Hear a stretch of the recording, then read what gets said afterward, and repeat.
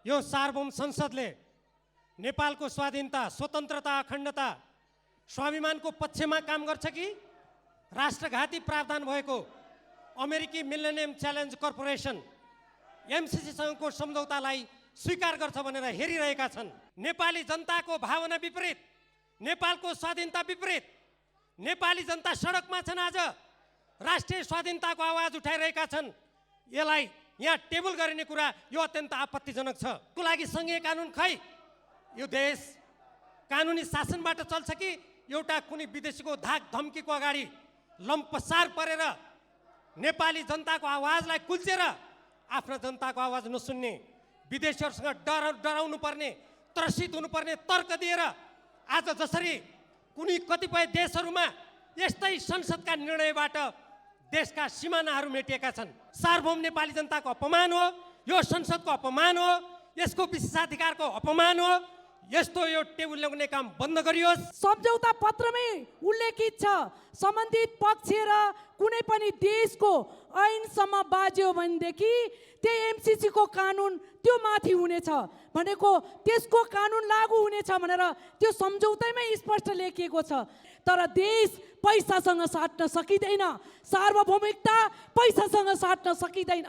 कुनै पनि प्रावधानबाट यो टेबल गरिनु हुँदैन, यसलाई खारेजी गराउनुपर्छ। जसरी श्रीलङ्काले एमसीसीलाई फिर्ता पठाएको थियो त्यसरी हामीले पनि यसलाई खारेज गर्नुपर्छ। यो कसको बलमा ल्याइएको हो सभामुख महोदय? कसैको दमन, कसैको दबाब हाम्रो सार्वभौम सम्पन्न नेपाली नागरिकलाई सही हुने छैन। 56 अरब होइन 100 अरब तपाईँले माग्नुभयो भने त्यो दिन नेपाली जनता तयार छ।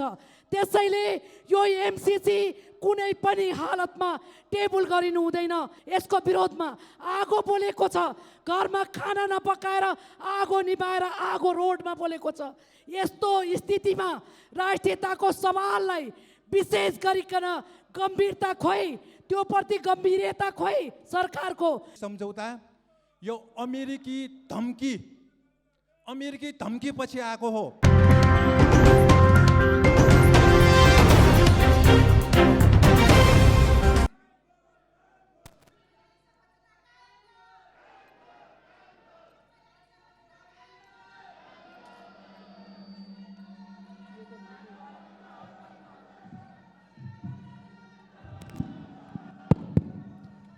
सम्माननीय सभामुख महोदय, नेपाली जनता यो सार्वभौम संसदले नेपालको स्वाधीनता, स्वतन्त्रता, अखण्डता, स्वाभिमानको पक्षमा काम गर्छ कि राष्ट्रघाती प्रावधान भएको अमेरिकी मिलेनियम च्यालेन्ज कर्पोरेसन एमसीसीसँगको सम्झौतालाई स्वीकार गर्छ भनेर हेरिरहेका छन्।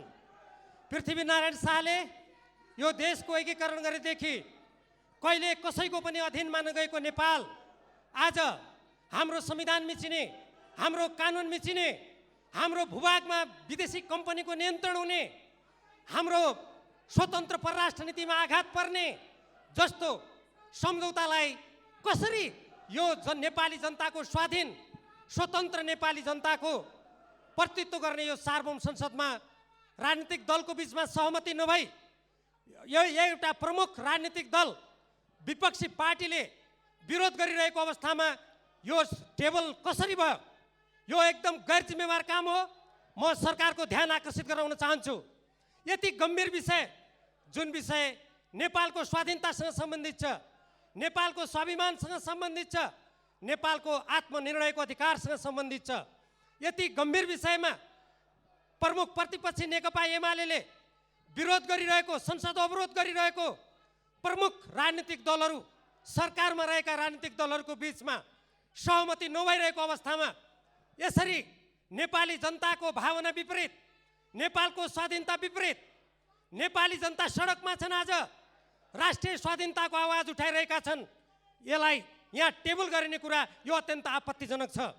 नेपालको संविधानको धारा 279 अनुसार एक किसिमको विदेशीहरूसँग भएका शान्ति मैत्री, नेपालको सिमाना लगायतका प्राकृतिक स्रोतको साधनको बाँडफाँड जस्ता विषयहरूमा यदि संसदबाट विदेशसँग भएको सम्झौता अनुमोदन गर्नुपर्ने अवस्था आयो भने 2/3 बहुमत चाहिन्छ। अन्यथा सङ्घीय कानुन बमोजिम हुन्छ भनिएको छ। सरकारले यतिका वर्षसम्म त्यो संघीय कानुन किन नल्याएको? त्यो अहिलेको यो जुन सभामुख महोदयले कार्यसूचीमा जुन विषय राख्नु भएको छ, यो कुन कानुन अन्तर्गत राख्नु भएको छ? यसको लागि संघीय कानुन खै?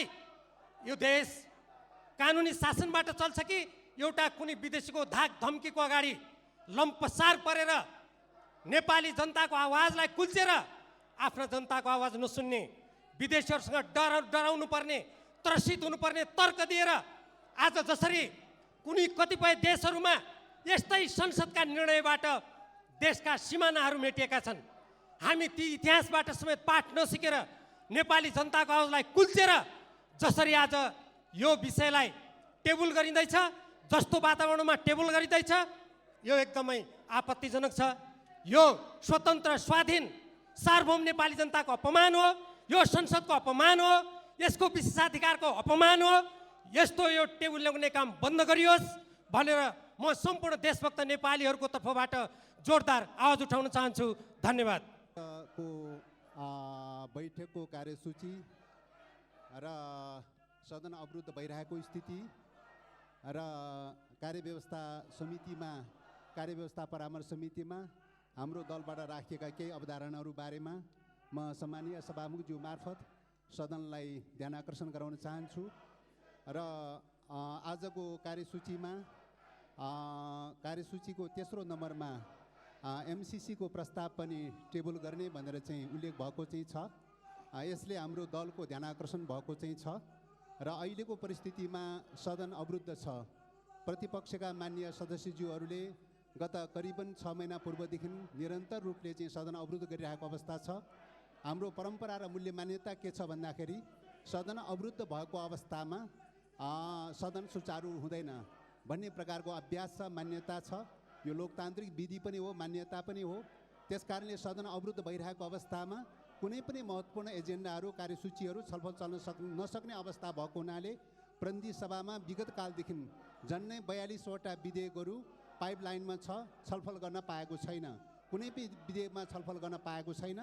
तर आज यो अवस्थामा सदन सुचारू नभएको अवस्थामा जसरी कार्यसूची आएको छ, एमसीसी सम्बन्धी कार्यसूची आएको छ, एमसीसी सम्बन्धी कार्यसूचीको बारेमा हामीले विगत कालदेखि नै भन्दै आइरहेका छौँ कि एमसीसीमा गम्भीर प्रकारका राष्ट्रिय हित प्रतिकूलका, राष्ट्रिय स्वाधीनतालाई प्रतिकूल पर्ने प्रकारका प्रावधानहरू चाहिँ छन्। त्यसकारणले एमसीसी सम्झौतालाई यसलाई परिमार्जन गर्नुपर्छ, संशोधन गर्नुपर्छ, अनि मात्रै यो प्रक्रिया अगाडि बढ्न सक्छ भनेर हाम्रो दलले भन्दै आइरहेको विषय हो। तर यसमा अहिलेसम्म संशोधन भएको छैन र संशोधन नभएको स्थितिमा चाहिँ अहिले प्रक्रिया अगाडि बढाउनका लागि चाहिँ तपाईँको सन्धि सम्झौता सम्बन्धी संविधानले व्यवस्था गरेको 179 को चाहिँ दफामा तपाईँ धारामा जुन खालको व्यवस्था छ त्यसको प्रतिकूल पनि छ, त्यससँग मेल खाँदैन। र सन्धि ऐन 2047 सालको चाहिँ प्रावधानसँग पनि मेल खाँदैन। र यो चाहिँ आर्थिक सम्झौता सम्बन्धी विषयमा, आर्थिक अनुदान सम्बन्धी सम्झौता सम्बन्धी विषयमा सदनमा अनुमोदन गराउने खालको विगत कालको प्र्याक्टिस पनि छैन। विगत कालमा थुप्रै 50औँवटा चाहिँ आर्थिक सहायता सम्बन्धी सम्झौताहरू नेपाल सरकारले गरेको छ, तर कुनै पनि सदनमा टेबल गरेर अनुमोदन गर्ने परम्परा छैन। त्यो परम्परा पनि प्रतिकूल छ। चौथो कुरा चाहिँ सम्झौतामा यो सदनमा टेबल गर्ने र अनुमोदन गर्ने भन्ने व्यवस्था पनि छैन। त्यसकारणले यस्तो अवस्थामा सदनमा जो चाहिँ आउने कुरा भएको छ, यो विषयमा राजनीतिक दलहरूको बिचमा यो कार्यसूची चढाउने विषयमा पनि, कार्यसूची टेबल गर्ने विषयमा पनि विगत कालको सामान्य मान्यताभन्दा फरक खालको विशिष्ट खालको विषय भएको हुनाले यसमा राष्ट्रिय सहमति जुट्नुपर्छ, दलहरूको बिचमा सहमति जुट्नुपर्छ भनेर भनेको सहमति जुट्न सकेको छैन। सहमति नजुट्दै जसरी चाहिँ टेबल भएको चाहिँ छ, त्यसले गर्दाखेरि हामीलाई गम्भीर आपत्ति चाहिँ यस प्रक्रियाप्रति असहमति प्रकट गर्न चाहन्छु। सभामुखज्यूले अब संसदीय परम्परा अनुसार सभामुखज्यूले रुलिङ गरिसकेपछि पालना गर्ने कुरा एउटा पाटो भयो, तर यो विषयमा हामीले गम्भीरतापूर्वक ध्यान आकर्षण गराएका छौँ। कार्यव्यवस्था परामर्श समितिमा पनि हामीले असहमतिको पत्र दर्ज गरेका चाहिँ छौँ।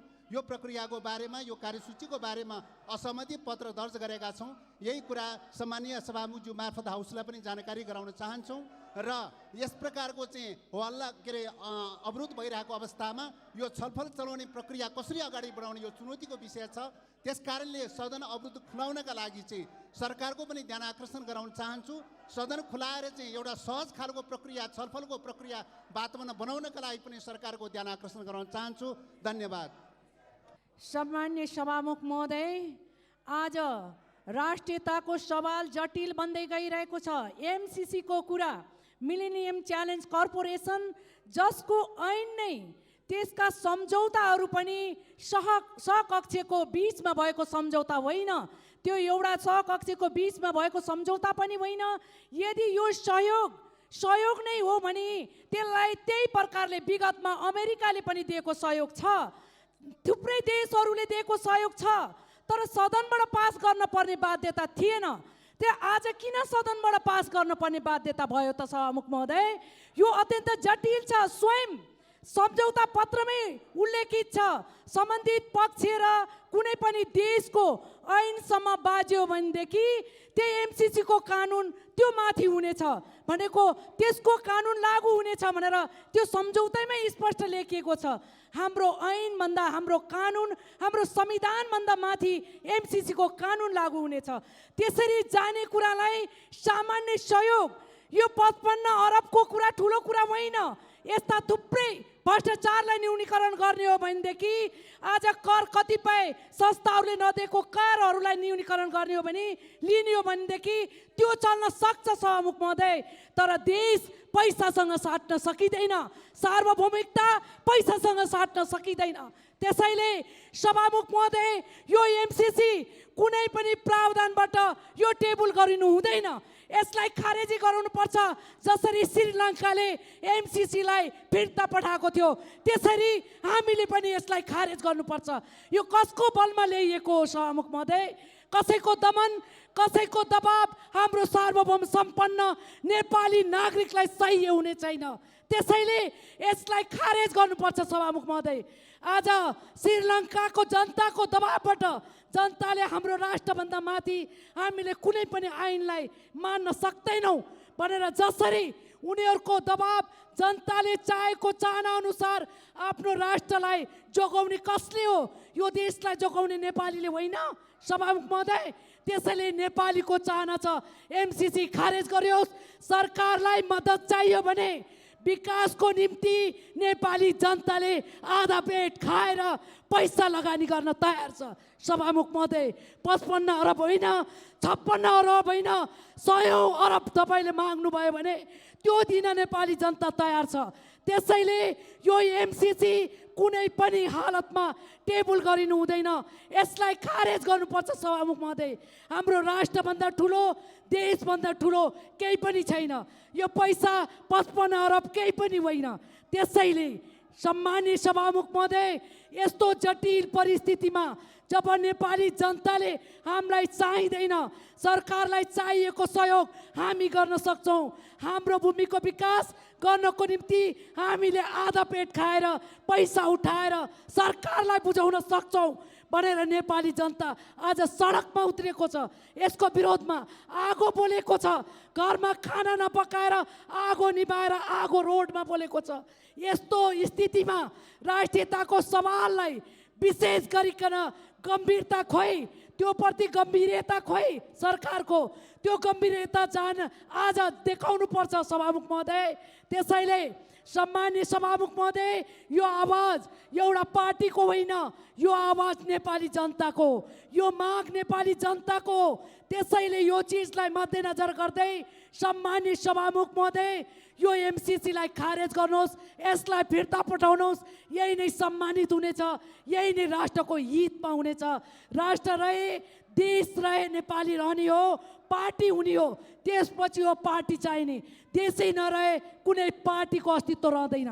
त्यसैले सम्मान्य सभामुख महोदय, एमसिसी टेबल होइन, यसलाई सूचीबाटै खारेज गरेर जानुपर्छ। यही भन्दै सम्पूर्ण नेपाली जनताको आवाजलाई सम्मान गर्नको निम्ति सम्मान्य सभामुख महोदयलाई विनम्र अनुरोध गर्दछु। धन्यवाद। सभामुख महोदय, यो विषय मिलेनियम च्यालेन्जको जुन यहाँ प्रस्ताव आएको छ, सम्झौता, एमसिसी सम्झौता, यो अमेरिकी धम्की पछि आएको हो। डोनाल्ड लू अमेरिकी मन्त्री, फातिमा सुमार एमसिसीका उपाध्यक्ष, यो दुईजनाले प्रधानमन्त्री शेरबहादुर देउबा र सहयोगी दल प्रचण्डजी र माधव नेपालजीलाई फोनमा धम्काएपछि आज यो यहाँ आएको हो। के यो नेपाल अमेरिकी धम्कीमा चल्ने हो?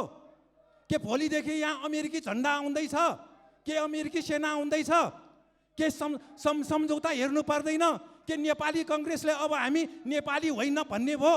यो जनताको प्रश्न हो। यदि नेपाली कङ्ग्रेसले आफूलाई नेपाली जनता हो भन्ने हो भने अमेरिकी मन्त्रीलाई भन्नुपर्छ हाम्रो प्रधानमन्त्रीलाई किन धम्की दिएको। एमसिसी सम्झौताको दफा 2.7 मा अमेरिकी कानुन र अमेरिकी नीतिलाई विरोध गर्न नपाउने भनेर किन सही भयो। दफा 4.2 मा एमसिसी का सहायक उपाध्यक्ष, अपरेसन विभागका सहायक उपाध्यक्षलाई एसिया, पेसिफिक, ल्याटिन अमेरिका, युरोपको अतिरिक्त प्रतिनिधि नियुक्ति गर्ने उल्लेख छ। दुई देशको सम्झौतामा युरोप, ल्याटिन अमेरिका, एसिया, पेसिफिकको कुरा कहाँबाट आयो? किन आयो? यो अमेरिकी सैन्य मोर्चा हो हिन्द प्रशान्त क्षेत्रमा। त्यसकारण यो सम्झौतामा सही गराइसकेको छ। हामीले सही गर्नुहुने मन्त्रीज्यूलाई पनि यहाँ स्पष्टीकरण लिनुपर्छ। यस्तो दफा अध्ययन नगरिकन किन सही गर्नुभयो? र त्यसपछि दफा 6.8 मा एमसिसी को हैसियत भनेको नेपाली जनता मरे पनि मृत्यु भए पनि कतै उजुरी दिन नपाउने भनेर लेखिएको छ। एमसिसी को कारण नेपाली जनताको मृत्यु भएपछि उजुरी दिन नपाउने के यो अर्को फाँसीवाद होइन, तानाशाह होइन? अमेरिकी फाँसीवाद र तानाशाह नेपालमा किन ल्याउँदैछ? यो मन्त्रीज्यूसँग हामीले स्पष्टीकरण लिनु आवश्यक छ। मन्त्रीज्यूलाई, प्रधानमन्त्रीज्यूलाई किन यो यस्तो दस्तावेजमा सही छाप गर्नको लागि पठाउनु भएको प्रधानमन्त्रीज्यूसँग पनि सोध्नु आवश्यक छ। एमसिसी को दफा 7.1 मा नेपालको कानुन र एमसिसी सम्झौता बाँझिएमा प्रस्तुत सम्झौता लागू हुनेछ। नेपालको कानुन, संविधान, ऐन सबै काम नलाग्ने यो सम्झौता यसैले संसदबाट पारित हुँदैछ। यस्तो सम्झौता हामीले पास गर्न मिल्दैन, पेश गर्न मिल्दैन यहाँ। त्यसकारण खारेज हुनुपर्छ र यसको अनुसूची क मा व्यापक राजनीतिक सहमति। कसरी छ व्यापक राजनीतिक सहमति? नेपाली कङ्ग्रेसले अगाडि बढाउँदैमा माओवादीका तत्कालीन प्रधानमन्त्री बाबुरामजीले यसलाई सुरु गर्दैमा कसरी व्यापक राजनीतिक सहमति हुन्छ? यो व्यापक राजनीतिक सहमति छैन, यो सम्झौतामा लेखिएको छ। यो सम्झौताको अनुसूची क मा व्यापक राजनीतिक सहमति भएको भनेर लेखिएको छ। यो गलत हो, यो झुट हो। र अनुसूची 5 क मा एमसिसीलाई चित्त बुझ्ने योजना नेपाल सरकारले पेश गर्ने, त्यस्तो योजनामा भारत सरकारको समर्थन हुनुपर्ने। अमेरिका र नेपालको सम्झौतामा भारत सरकारको समर्थन किन चाहियो? यो के हो? यो त्रिदेशीय हो कि बहुदेशीय हो कि द्विदेशीय हो कि? यस्ता सबै विषय स्पष्ट नभइकन यो अगाडि बढाउन मिल्दैन। एमसिसी को वेबसाइटमा लेखिएको छ यो लगानी हो, इन्भेस्टमेन्ट। यो के हो? लगानी हो अमेरिकाको। यो अमेरिकन इन्ट्रेस्ट हो, अमेरिकाको स्वार्थ हो भनेर लेखिएको छ। यहाँ छ वेबसाइटमा भएको एमसिसी बारे यहाँ लेखिएको छ। यो अमेरिकी लगानी हो, यो सहयोग होइन, यो अनुदान होइन।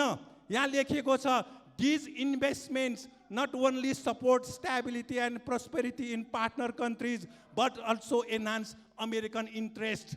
अमेरिकी स्वार्थलाई अगाडि बढाउने हो एमसिसी भनेको। त्यो संस्थासँग नेपाल सरकारले किन सम्झौता गर्यो? गर्न मिल्दैन। र यो हाम्रो सम्झौतामा एमसिसीबाट प्राप्त 50 करोड डलरले 2 करोड 40 लाखको जीवन सुख हुने रे। 50 करोड डलरले जीवन सुख हुन्छ? वर्षको 10 खर्ब रुपियाँ हाम्रो रेमिटेन्स आउँछ। खोइ नेपाली जनताले सुख पायो? 50 करोडले नेपाली 2 करोड 40 लाखको सुख हुने होइन। यो पनि झुट हो। र हामीले अमेरिकाबाट सिक्नुपर्छ एउटा कुरा।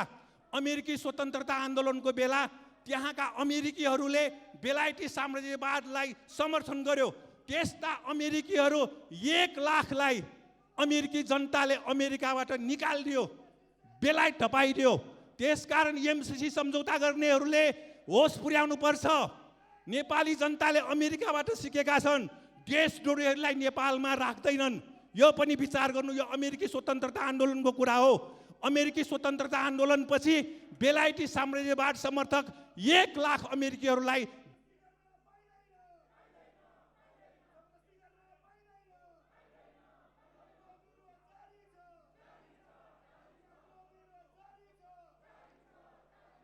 समय सकियो।